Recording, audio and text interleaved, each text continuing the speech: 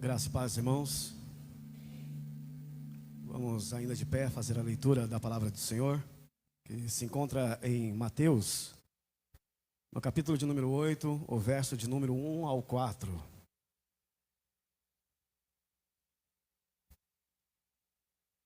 Fala a respeito da cura de um leproso.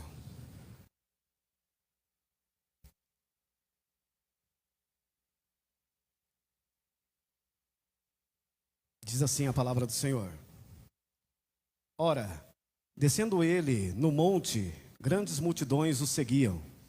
E eis que um leproso, tendo se aproximado, adorou-o, dizendo: Senhor, se quiseres, pode purificar-me. E Jesus, estendendo a mão, tocou-lhe, dizendo: Quero, fica limpo. E imediatamente ele ficou limpo da sua lepra. Dizendo-lhe então Jesus: Olha, não o digas a ninguém, mas vai, mostra-te ao sacerdote e faze a oferta que Moisés ordenou para servir de testemunho ao povo. Amém? Podeis assentar.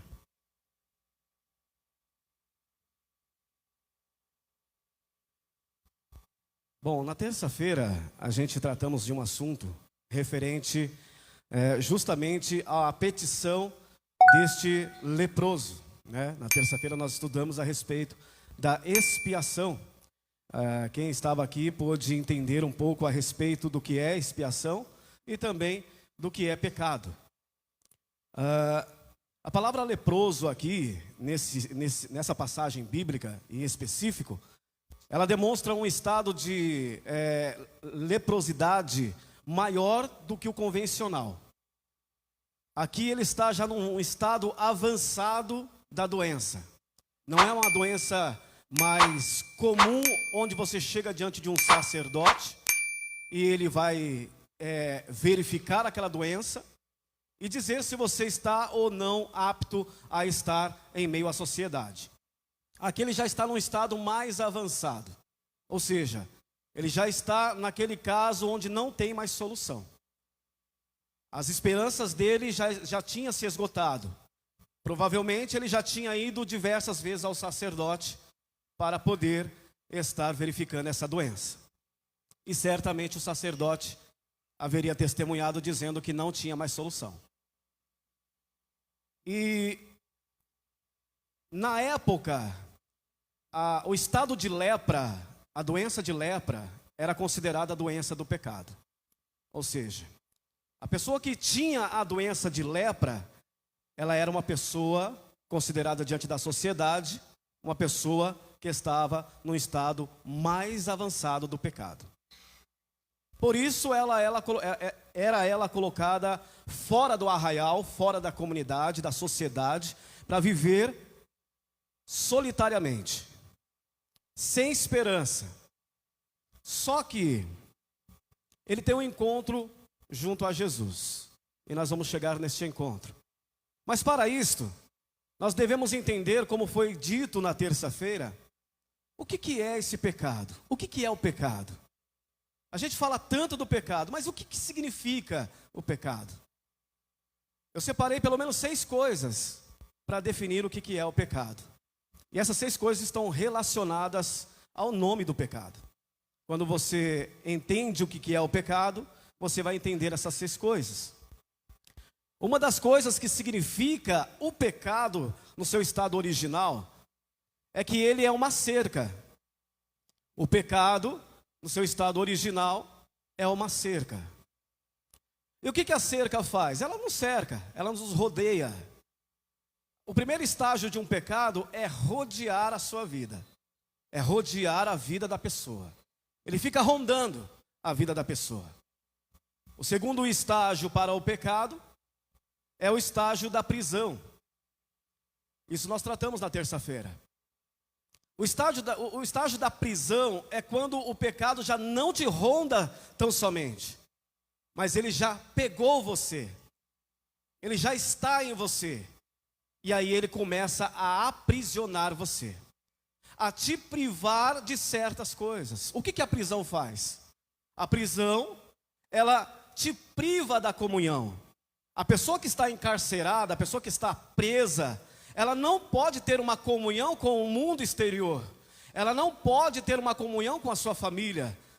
A não ser que seja um caso extremo, onde o advogado consegue advogar a causa, onde ele consegue receber as suas visitações. Mas o estado de uma prisão é justamente tirar essa liberdade da pessoa e aprisioná-la. E é isso que o pecado faz. O pecado, ele quer primeiramente sondar a sua vida. Depois que ele sonda a sua vida, ele te aprisiona. E quando você vê, você já não tem mais a liberdade de expressão. Você não consegue mais conduzir os seus impulsos. Quem conduz os seus impulsos é o pecado. E em vez de você começar a praticar as obras do Espírito, o fruto do Espírito, você começa a praticar as obras da carne. É isso que o pecado faz. E o pecado, ele te priva da comunhão com Deus. O pecado, ele traz a separação entre o homem e Deus. Esta é a maior prisão. Quando você tenta encontrar Deus e por causa do seu pecado, do meu pecado, nós não conseguimos encontrá-lo. A outra parte do pecado é quando a pessoa já está aprisionada. Ela já foi cercada, foi aprisionada, ela é um cesto. Um cesto normal. O nome pecado significa isso, um cesto. O que você faz com o cesto? As donas de casas entendem que compram um cesto para colocar as roupas sujas, né? E armazenar coisas dentro de cestos. O cesto serve para armazenamento. O pecado, depois que ele te aprisiona, ele começa a jogar dentro de você coisas sujas. Ele começa a armazenar dentro de você coisas que, muitas das vezes, se você estivesse no seu estado normal, você não faria. E você começa a criar um acúmulo de coisas dentro da sua vida, que isso vai cada dia mais te afastando de Deus. Você já está no estado intermediário do pecado. Ainda não chegou na êxtase do pecado. Mas você já está por aqui de pecado. E você não consegue mais sair desta situação. Era o estado desse leproso. Depois, o pecado, ele se torna em um útero materno. O útero materno, ele serve para quê? Para gerar uma criança. Só que ele tem um período de gestação onde ninguém consegue ver, a não ser Deus. Você não consegue ver o feto lá dentro, a não ser que você faça uma ultrassonografia. A olho nu você não consegue ver. Assim é o pecado. O pecado, ele vem para nos enganar e achar que aquilo que ninguém está vendo não tem consequências. Mas as consequências vêm após 9 meses de gestação, quando o feto nasce e se torna uma criança. O pecado faz isso. Primeiro ele vem no seu oculto e começa a gerar dentro de você. E quando ele começa a gerar dentro de você, vai chegar um período em que ele vai nascer e vai jorrar para fora aquilo que está dentro de você. E aí as consequências já não é mais a mesma, porque já está exposto o seu pecado diante da sociedade. E era isso que estava acontecendo com o leproso. O seu pecado, a sua doença, a sua chaga já era tão maligna que já estava exposto para fora aquilo que estava atormentando a ele. Depois do útero materno, depois que o pecado ele é gerado dentro de você e nasce o pecado formal mesmo, quando as pessoas, a sociedade começa a ver as suas atitudes, quando você não consegue mais esconder as suas atitudes pecaminosas, quando você não consegue mais encobertar aquilo que estava lá dentro, e isso é jorrado para fora e começa a afetar também a sociedade que está em volta. Aí sim o pecado chega na sua última instância, que são 2 coisas. Primeiro é a força e depois o poder. A força, por quê? Porque ele suga as suas energias. O pecado começa a te sugar a certo ponto que você não consegue mais nem tomar um passo além. Aí você vive uma vida de depressão, ou uma vida de ansiedade, como foi dito aqui. Uma vida de reclusão, onde você não tem mais a coragem nem de sair para fora da sua casa. Onde o seu pecado está tão exposto que você não consegue mais olhar na cara do seu cônjuge. Você não consegue mais olhar na cara do seu filho. Você não consegue mais olhar para a cara da sociedade. Porque o seu pecado já tomou o poder e a força da sua vida. O poder se fala de dominação. Quando ele toma a dominação da sua vida, quando ele domina a sua vida, você já está no êxtase do pecado. Aí só uma intervenção divina era o que estava acontecendo com aquele homem. Ele precisava de uma intervenção divina. Só que, se você for reparar, nessa mensagem específica, o leproso, ele não chega diante de Jesus e fala: Senhor, me cura. Ele não fala isso. Ele fala simplesmente assim: se o Senhor quiser, o Senhor pode me purificar. Purificação é diferença. Há diferença em cura. A purificação, a gente estudou também na terça-feira a respeito de purificação. Quem estava aqui na terça-feira? Quem lembra? O que era a purificação? A purificação fala a respeito de expiação. O que é expiação? Expiação é cobertura. Quando se cobre alguma coisa. Ele estava falando: o Senhor pode me cobrir. O Senhor pode tirar isso de mim e também fazer a expiação por esse meu pecado. Aí o Senhor fala: eu quero. E Ele manda cumprir aquilo que está na lei de Moisés. O que está na lei de Moisés? Em Levíticos, se vocês quiserem ler depois, é extenso, não vou ler. Em Levíticos 14, fala a respeito deste assunto que Jesus manda ele cumprir. Em casa, vocês estudem, leiam a respeito, vocês vão entender. Mas, basicamente, o que Jesus estava falando para ele? Vai lá e cumpra o que a lei diz. O que a lei diz a respeito do leproso? Vou resumir, tá? Um resumão do máximo, tá? O sacerdote pegava 2 pombinhas.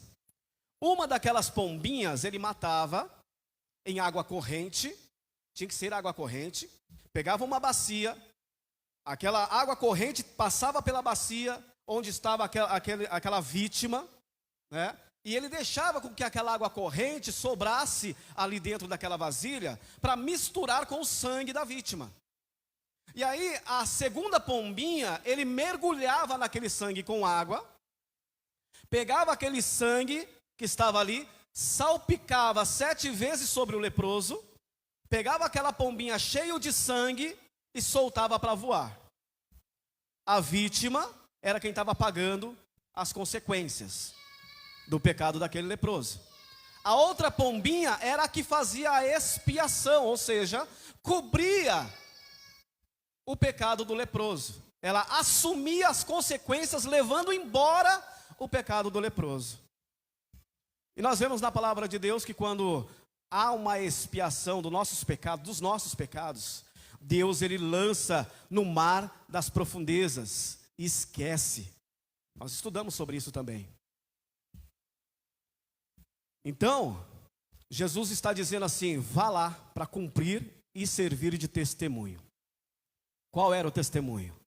De que Jesus tinha feito a expiação pelo pecado daquele homem. Hoje, Jesus tem a solução para o seu pecado. Mesmo que o seu pecado seja exposto, mesmo que o seu pecado já te dominou, mesmo que as consequências já estão vindo sobre você, Jesus é a solução. Ele quer fazer a expiação hoje. Ele quer perdoar você, além de perdoar, te purificar. Ele quer te santificar e te separar, trazer você para perto. Ele quer trazer você para perto para te abraçar e dizer: eis que eu estou aqui e eu quero fazer isso por você. É isso que ele fez com o leproso. Ele quer fazer isso por você também. Eu digo você, mas eu me enquadro no meio. Ele quer fazer isso por mim. Todos nós cometemos os nossos erros, todos nós cometemos os nossos delitos diários, mas nós temos que saber onde recorrer. Temos que conhecer e saber: Jesus é a nossa expiação. Amém? Agradeço a oportunidade em nome de Jesus.